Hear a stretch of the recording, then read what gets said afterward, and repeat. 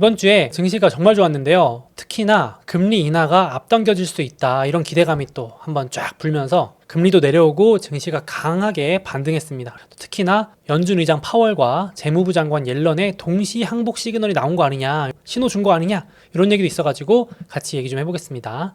일단 증시가 너무 좋습니다. 너무 좋았는데 올해 최고의 한 주로 마감을 했습니다. 아니, 불과 얼마 전에 제가 최악의 한 주 소개해드린 것 같은데 이게 역시 강하게 떨어진 만큼 또 강하게 오르는 것 같은데, 거기다가 미국 증시가 지난주 5일 연속 상승했습니다. 드문 케이스입니다. 월화수목금 다 올랐어요.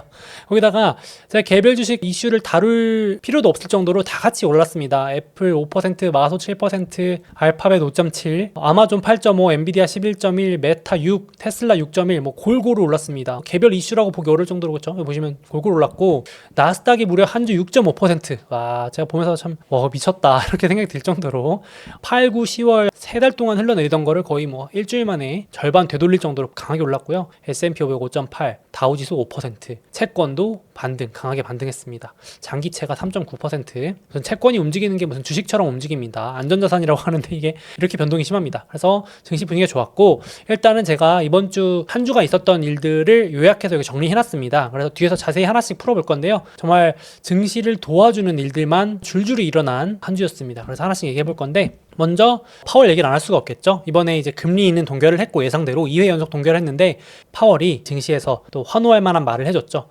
최근에 이 오른쪽 보시면 금리가 급등했었잖아요. 지금은 확 가라앉았지만 최근에 장기 금리가 오르니까 여태까지는 모른 척 하더니 이번에 처음으로 요거에 대해서 공식적으로 항복하는 듯한 뉘앙스의 말을 했습니다. 여기 왼쪽 보시면 장기 금리 상승이 긴축에 영향을 주고 있다 라고 기자회견에서 말을 했고요. 그리고 공식 성명서에서도 여태까지는 내가 주식시장이 오르든 떨어지든 상관 안 해 이랬는데, 성명서에 공식적으로 금융시장과 신용 여건이 강화됐다. 금융이 결국은 주식과 채권을 신경 쓰겠다라는 의미거든요. 그래서 이 두 개가 파월의 일명 항복 시그널, 대놓고 신호를 주진 않아요. 약간 간접적으로 뉘앙스를 주거든요. 그걸 잘 해석하는 것도 또 필요한 부분이긴 한데, 시장에서도 이걸 그렇게 판단을 하는 거죠. 실제로 파월이 그렇게 말하고 나서 기자회견 끝나고 금리가 급락했으니까 5%대에 육박했던 시장 금리, 장기 금리가 4.5까지, 물론 다양한 이유들이 더 있습니다만은 결과론적으로 0.5%포인트나 내려갔기 때문에 엄청 내려간 거죠. 금리가 하루 만에 0.5% 움직인다는 건 진짜 엄청난 건데, 이렇게 금리가 내려갔다. 그래서 파월이 어느 정도 신경을 쓴다는 좀 비둘기적인 시그널을 줬다, 이렇게 해석을 하고 있습니다. 제가 봐도 분명히 지난달 9월, 10월까지만 해도 금리가 오르는 거 내 알 바 아니다, 이건 나 때문 아니다, 연준 때문이 아니다 라고 했는데, 이제는 신경을 쓴다. 금리가 계속 이렇게 높으면, 시장 금리가 높으면 우리가 긴축 안 해도 된다, 영향이 있고 효과가 있다라고 했기 때문에 분명히 좀 항복하는 시그널을 좀 줬고요. 물론 제가 뒤에서 말씀드릴 거지만은 이랬다가 또 연준이 말 바꾸는 경우가 되게 많습니다. 온탕 냉탕이라고도 표현하는데, 과거에도 이래가지고 증시에 급등락을 만든 적이 있었죠. 그래서 너무 맹신할 필요는 없지만 이번엔 이렇게 말했다라고 보시면 될 것 같고, 거기다가 재무부 장관 옐런도 이번에 항복 시그널을 줬죠. 결국에는 지금 시장 금리가 올라가는 가장 큰 요인 중에 또 하나가, 연준이 긴축해서 그런 것도 있지만 이 국채 발행이잖아요. 미국이 자꾸 정부에서 돈 찍어내서, 즉 채권을 찍어내가지고 채권이 시장에 풀리면서 금리가 오른다, 이런 말 많이 들어보셨을 텐데, 그래서 시장에서 이번에 11월에 발표하는 이 재무부의 국채 발행 계획을 주목하고 있었는데, 약간 제가 봐도 신경을 쓴 것 같아요. 재무부도 눈치를 좀 본 것 같습니다. 그래서 5%대 장기금리 막 올라가니까 결국은 국채 발행 속도를 조절하는 모습입니다. 약간 시장을 신경 썼다는 거죠. 괜히 더 국채를 막 찍어낸다고 발표했다가 시장에 충격을 주면 안 되니까 워워 하면서 조절하는 모습입니다. 그래서 물론 작은 숫자는 아닌데 장기 국채 발행 규모를 예상보다 줄여서 발표했습니다. 그러니까 시장이 우려하니까 문제되는 거 아니냐, 이거 국채를 하도 많이 찍어내면 진짜 문제되는 거 아니냐 하니까 이제 조금 줄여서 발표를 했습니다. 물론 이 양도 작은 건 아닌데 시장이 워낙 걱정을 많이 했기 때문에 예상보단 괜찮네 라고 하면서 안도 랠리를 했습니다. 그래서 옐런이 항복 시그널을 준 게 이거죠. 장기 10년, 30년짜리 국채, 이게 지금 문제니까 이거를 좀 줄이겠다, 국채 발행을 좀 줄이겠다, 요게 이제 시장의 안도감을 좀 줬습니다. 그래서 요거 발표 나고서도 금리가 내려갔습니다. 쭉쭉쭉 내려갔어요. 그래서 지금 보시면 연준과 재무부 장관이 동시에 연달아서 하루 건너서 항복 시그널을 좀 준 모습이고, 그래서 지금 보시면 파월도 사실 눈치를 안 볼 수가 없는 게, 연준이 독립된 기관이라고 하지만 눈치를 안 볼 수가 없는 게 이렇게까지 기사가 나옵니다. 파월이 지금 빚 공화국, 부채 더미에 깔려있는 미국을 살려줬다. 한마디에 200조 빚을 탕감해준 셈이다. 그래서 지금 결국은 뒤에서 째려봐서인지 모르겠지만 화답을 해준 셈이죠. 그래서 GDP 대비 미국의 이자 비중이 지금 엄청나게 급등하고 있기 때문에 요거를 결국은 연준 의장도 좀 눈치를 봐야 되고 재무부 장관도 당연히 눈치 봐야 되니까 약간 합심해서 워한 거 아니냐 이런 얘기도 많습니다. 그래서 월가에서도 지금 가장 금리 인하가 절실한 건 다름 아니라 미국 정부다. 미국 정부가 금리 인상을 더 원하지 않고 있다. 이런 것도 좀 있겠습니다. 거기다가 또 경제 지표들이 도와줬습니다. 경제 지표들이 한 주 동안 나온 게 줄줄이 다 미스가 났어요. 이게 빨간색이 미스거든요. 그러니까 불과 제가 1, 2주 전까지만 해도 미국 경제가 너무 뜨겁다. 3분기 미국 성장률이 4.9% 해가지고 난리가 났었는데 그러니까 맞아 금리 더 올려야 되는 거 아니야? 너무 뜨겁다 그랬는데 갑자기 4분기 들어오자마자 경제 지표들이 확 식는 모습입니다.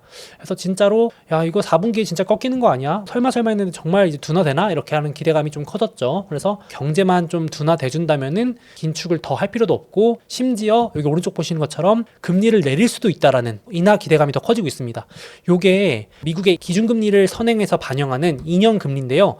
요게 그동안은 박스권에서 움직이지 않았거든요. 5%대에서 놀았는데 박스권 들고 내려오기 시작했습니다. 요게 이번 주도 좀 특이사항이었는데 4.8로 확 내려왔거든요. 이 얘기는 미국 기준금리도 생각보다 더 빨리 내려올 수 있다라는 기대감을 반영하기 시작한 겁니다. 여기 보시면 선물시장 금리 인하 기대 점증이라고 하는 말이 그 말입니다. 그래서 고용, 제조, 서비스 모든 지표가 거의 다 미스가 나오면서 미국 4분기 다음 경제 성장률 전망치가 대폭 하향됐습니다. 하나씩 보여드릴게요. 그래서 금요일날 마지막에 발표된 거 보시면 정말 고용시장이 물론 한 달 가지고 일희일비할 건 아닌데 확 식었습니다. 그러니까 고용도 지난달에 거의 30만 명 월간 채용을 했는데 그거의 절반인 15만 명으로 줄어들었고 이것도 자세히 뜯어보면은 정부가 채용해서 그렇지 나머지 민간은 팍팍 줄더라고요. 그래서 신규 고용이 3년 최저 수준으로 엄청 줄어들었고요. 여기 보시면 비교할 게 안 될 정도로 많이 줄었죠. 그리고 실업률도 아무도 예상 못했는데 실업률이 갑자기 오르기 시작합니다. 물론 이게 0.1% 이렇게 조금씩 오르긴 하지만 그래도 실업률이 한동안 안 오른다 그랬는데 미국 여전히 사람들 부족하고 지금 노조들이 막 미국에서 자동차 노조 파업을 할 정도로 사람이 없어서 문제라고 생각했는데 실업률이 올라간다. 이것도 예상 외의 서프라이즈였습니다. 그래서 지금 실업률이 올라간다는 얘기는 경제가 둔화되는 대표적인 시그널이겠죠. 거기다가 이제 임금 상승률도 둔화되고 지금 연준 의장이 임금 상승률이 너무 뜨겁다. 여전히 고용이 강하다 그랬는데 임금 상승률이 둔화되고 또 경제 상황을 또 보여주는 선행 지표인 주당 근로시간. 지금 고용주들이 경제 상황이 좋으면 막 야근시키고 그럴 텐데 아이고 오늘 집에 일찍들 가세요 하면서 주당 근로시간이 감소하기도 했습니다. 그래서 완전히 고용 지표가 차갑게 식는 모습이 나왔고 그리고 경기 선행 지표 중에 가장 강력하게 평가받는 제조업 지수라고 있습니다. 이게 또 한국 증시랑도 영향이 있는 전 세계 증시의 선행 지표이기도 한 PMI 제조업 지수입니다. 제조업 지수가 반등하는 척하다가 다시 급락을 하면서 여기 자세하게 나와 있는데 50 이상으로 올라가면 회복이고 그 밑으로 내려가면 위축인데 요게 회복 하나 했더니 다시 꼬꾸라졌습니다. 팍 내려갔어요. 그래서 요게 내려가면 이제 GDP도 4.9 말씀드렸는데 요게 따라 내려올 수 있다. 이런 걱정이 더 커지는 겁니다. 그래서 경제가 식는다는 힌트들이 많이 나와서 금리가 내려갔습니다. 여기도 보시면 미국 경제 성장률 실시간으로 추정하는 GDP 나오라는 게 있는데 이게 정확도가 꽤 높거든요. 그래서 지난 분기 4.9 거의 비슷하게 맞췄는데 지금 4분기 GDP 경제 성장률이 1.2% 될 것 같다고 엄청 낮췄습니다. 보시면 2%대, 4%대 이랬는데 1%대로 지금 소비와 국내 투자가 급감할 것으로 전망된다면서 저 제조업 지표를 보고 추정치를 바꿨습니다. 그러니까 지금 확실히 경제에 마치 진짜 정말 찬물을 끼운 것 같은 그런 변화가 좀 나오고 있다 보시면 될 것 같고 물론 제가 앞서 말씀드렸지만 이거는 또 경제 지표가 왔다 갔다 약간 하는 부분이 있어가지고 요거에 또 너무 맹신하실 것까지는 아니지만 현재 분위기 그렇다 그렇게 보시면 될 것 같고 이렇게 분위기 되니까 이제 긴축 끝났다는 설레발까지 나옵니다. 여기 보시면은 이제 연준의 지침이었죠. 하이어 폴 원거라 그래서 높고 길게 긴축하겠다라 그랬는데 이 묘비명에 적혔습니다. 끝났다는 거죠. 이제 긴축 끝났다라는 너무 이제 설레발긴 한데 여기까지 또 기대감이 커지는 모습입니다. 연준 의장의 돈 푸는 거 아니야. 이제 최소한 빡센 긴축은 타이트한 긴축 끝난 거 아니냐는 기대감이 벌써 나오고 있습니다. 그래서 지금 제가 보여드린 것처럼 연준 의장, 재무부 장관 항복도 한다 그러고 경제 지표도 팍 식으니까 이제 시장에서 금리 인하 시점까지 당겨버립니다. 야 지금 이렇게 고용도 안 좋고 제조업도 다시 안 좋아지는데 연준이 언제까지 버티겠어? 굳이 긴축을 오래 할 필요 있겠어? 내년 한 5월쯤이면 하지 않을까? 라고 당겨집니다. 불과 지난주까지만 해도 빠르면 6, 7월이었는데 지금 5월로 당겨졌습니다. 그리고 12월도 동결. 연준 의장이 꼭 말로 금리 인상 한 번 더 할 수도 있다라고 하지만 시장은 이제 소위 말하는 이제 뻥카라 그러죠. 이렇게 말로만 그러는 거다 안 속는다 하면서 이제 12월 다음 달 금리 동결 확률도 95%까지 올라가 버리고요. 이제 5월 달 인하까지로 앞당겨집니다. 그러니까 이게 또 경기가 더 안 좋아지면 정말 금리 인하 시점이 더 앞당겨질 수도 있다라는 생각도 좀 드네요. 지금 분위기상으로는 물론 아니면 또 밀려나갈 수 있지만 이게 지금 요동치는 전망이 상당히 많이 변화하는 시점입니다. 그래서 금리가 지금 또 인하가 앞당겨진다는 얘기도 나오고 실제로도 그게 아니더라도 저도 자료를 만들면서 보니까 우리가 벌써 동결한 지 꽤 됐더라고요. 7월달 인상을 마지막으로 사실상 동결이니까 여기 올리고 2023년 7월부터 올리고 그 다음부터 8월, 9월, 10월, 11월 벌써 동결 4개월째입니다. 그래서 2번 연속 동결했기 때문에 이제 연준 지금 이미 버티기 모드 들어갔거든요. 그래서 실제로 과거도 보시면 보통 평균 동결 기간이 9개월이니까 벌써 4개월 지났거든요. 그럼 뭐 여차하면은 5개월 정도 더하면 내년 한 4, 5, 6월 정도 사이가 평균입니다. 물론 더 길어질 수 있겠지만 그 정도 하면 이제 연준도 할 만큼 하고 이제 뭐 이렇게 좀 안 좋은 일이 터진다거나 아니면 금리를 내려서 다시 경기 부양을 한다거나 마침 또 내년 대선도 있고 미국 대선도 있고 그렇기 때문에 좀 내려야 될 수도 있겠죠. 이렇게. 그래서 기간상 틀린 말은 아니다. 가능성이 있지 않을까 싶습니다. 내년 상반기 인하 이상한 말은 아닌 것 같습니다. 그래서 지금 이렇게 기대감이 커지니까 달러도 급락합니다. 월요일날 아마 영상 보실 때 제가 환율이 얼마일지 예상은 안 되는데 지금 시간 외에서는 거의 1310원 아래로 내려왔거든요. 엄청 많이 내려왔죠. 거의 지난주에 1350원대에서 놀던 환율이 와 거의 40원 넘게 떨어진 것 같아요. 환율이. 와 진짜 장난 아니고 환율 변동이 달러도 최근 박스권을 하향 돌파하는 모습입니다. 그러니까 이제 달러가 긴축을 반영하는데 연준이 더 이상 긴축 안 하면 미국에 묶여있던 돈들이 다른 나라로 나올 수 있겠죠. 이렇게 이런 건 사실 한국 증시나 신흥국 증시에 상당히 호재입니다. 그래서 뭐 중국 증시나 한국 증시, 아시아 증시도 들썩일 수 있는 요인이기도 하고 좋은 일이죠. 미국이 자금을 빨아들였는데 강달러 때문에 조금 이렇게 달러가 풀어지면은 원화로도 유입이 되고 좋을 것 같습니다. 그래서 뭐 일시적일 수도 있겠지만 좀 요거는 전 세계 증시 측면에 좋을 것 같고 미국 기업들한테도 약달러는 좋습니다. 나쁘지 않습니다. 수출 기업들이어가지고 그렇게 되고 그래서 여기 보시면 제가 정리해봤습니다. 거의 뭐 월화수목금 일주일 내내 좋은 게 있었는데 연준도 비둘기, 재무부도 항복, 경제지표도 둔화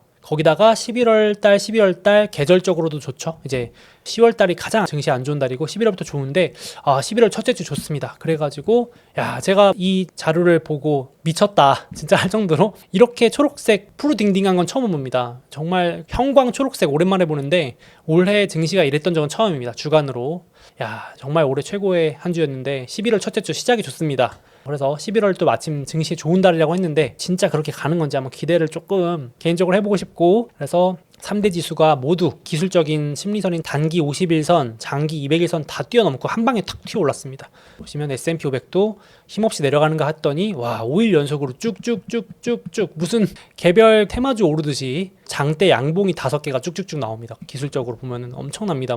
이게 무슨 개별주도 아니고 종합주가 지수가 이렇게 급등하는 거는 정말 대단합니다. 이 큰 증시가 그래서 4,358로 한 방에 파란 선, 빨간 선, 장 단기 심리적 선을 다 뚫고 올라가 버립니다. 엄청 힘이 셌고요.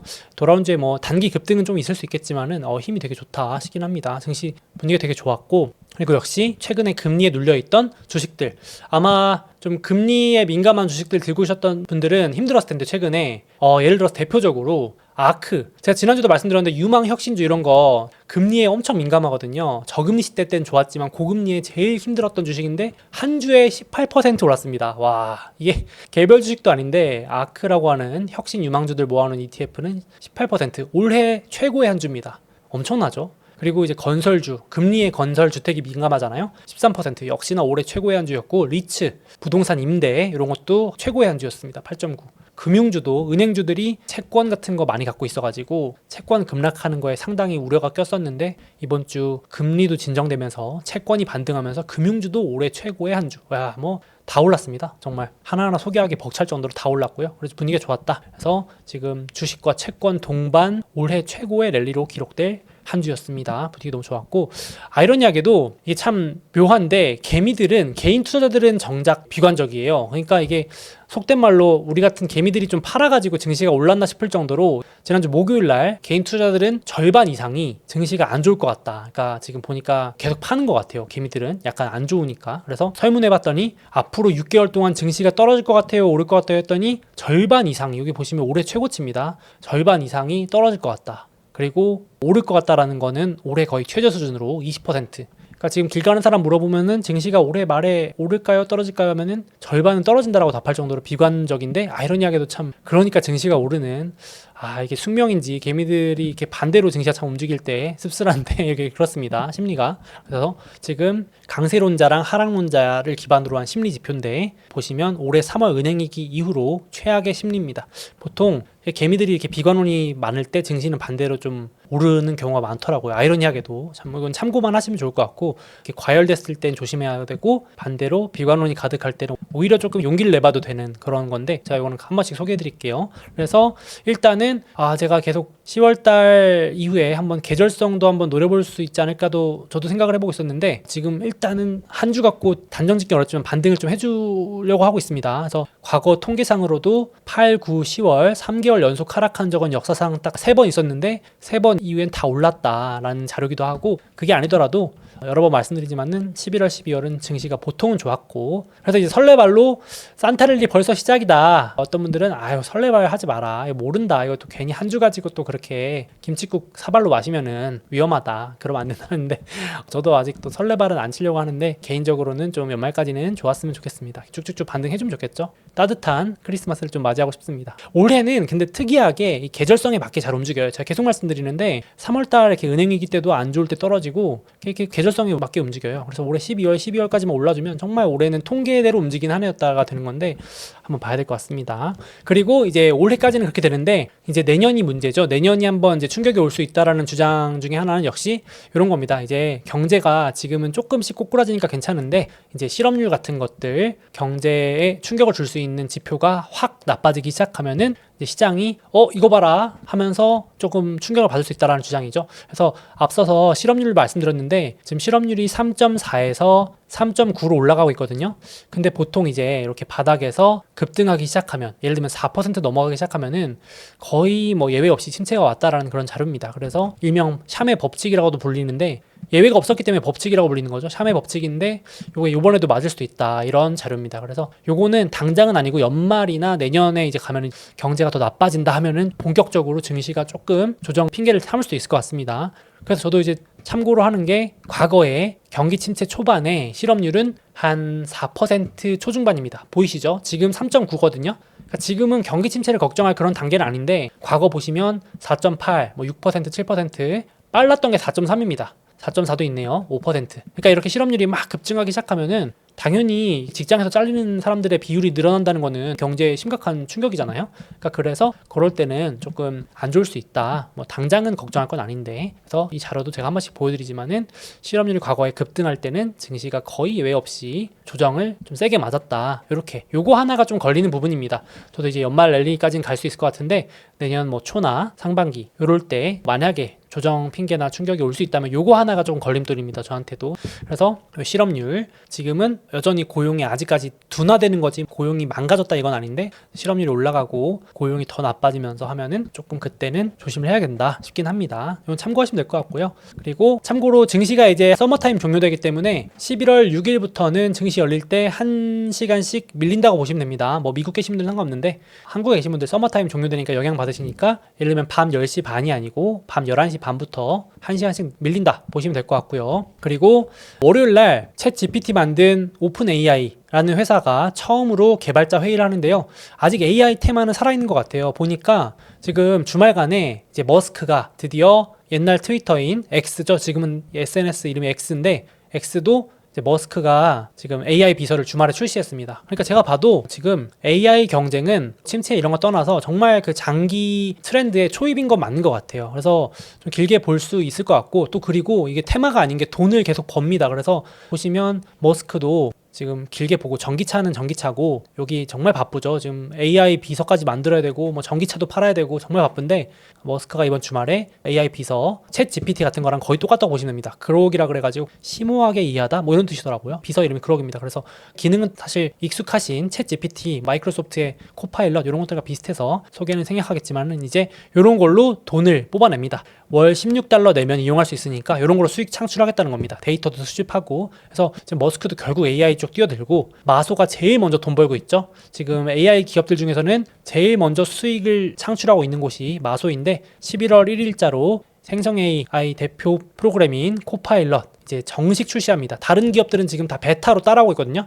그러니까 테스트 버전 하고 있는데 지금 머스크도 이게 정규가 아니고 베타 테스트 하고 있는 건데 마소는 이제 한 발 빠르죠. 확실히 좀 빠릅니다. 다른 기업들보다 몇 개월씩 빠른데 이게 이제 실적에 잡힐 것 같습니다. 그래서 반응도 좋고 기업들에서 쓰고 있는데 되게 반응이 좋고 정확하고 유용하다고 하네요. 저도 써보고 싶습니다. 얼른 이제 이거 한국에도 이제 좀 곧 풀리지 않을까 싶은데 저 이거 지금 만드는 게 마이크로소프트의 PPT인데 이런 것들도 훨씬 만들 때 좀 빨라지지 않을까. 이게 만드는데 시간이 많이 걸리는데 이런 것들도 좀 도와주지 않을까 하면 저도 월 $30 더 내고라도 쓸 것 같습니다. 이런 게 또 이제 마소의 수익을 도와주지 않을까 싶은데 연 매출도 많이 늘어날 것 같고요. 그래서 잠깐 제가 말씀드렸지만은 마이크로소프트도 코파일럿 본격 출시 정식 버전이고요. 테슬라도 머스크가 가지고 있는 소셜미디어 X에서 이제 AI 비서를 드디어 베타 공개했습니다. 아마도 연말까지 정식 발표되면은 이제 이것도 월 $16 추가로 받아가지고 프리미엄으로 또 수익하고 AI 가지고 또 로봇이나 자율주행에 써먹겠죠.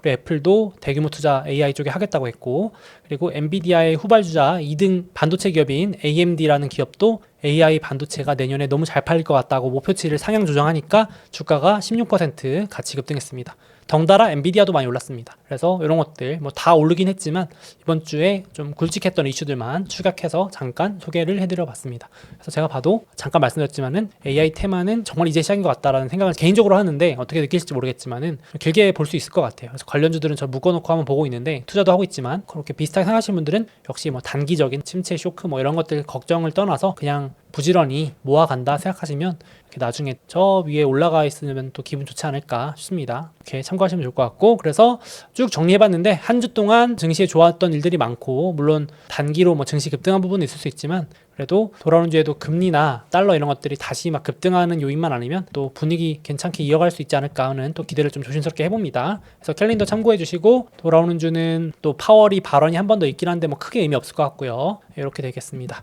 그래서 캘린더 실적 시즌 넣어놨고 돌아오는 주는 특별히 실적이 굵직한 거는 크게 없습니다. 빅7 중에서는 엔비디아만 실적이 남아있는데 엔비디아는 11월 21일이니까 아직 좀 남아있습니다. 그래서 실적 캘린더 참고하시고요. 다음으로 제가 영상에서 이렇게 같이 계속 보여드리고 있는 소몽 투자 다이어리 50% 할인 이벤트를 하고 있습니다. 제가 계속해서 이런 캘린더나 다양한 노트들 활용하는 것들 보여드리고 있으니까 실전 투자하실 때 필요하신 분들은 여기 아래 소스박스 놀러 오셔가지고 한번 구경해 보시면 좋을 것 같습니다.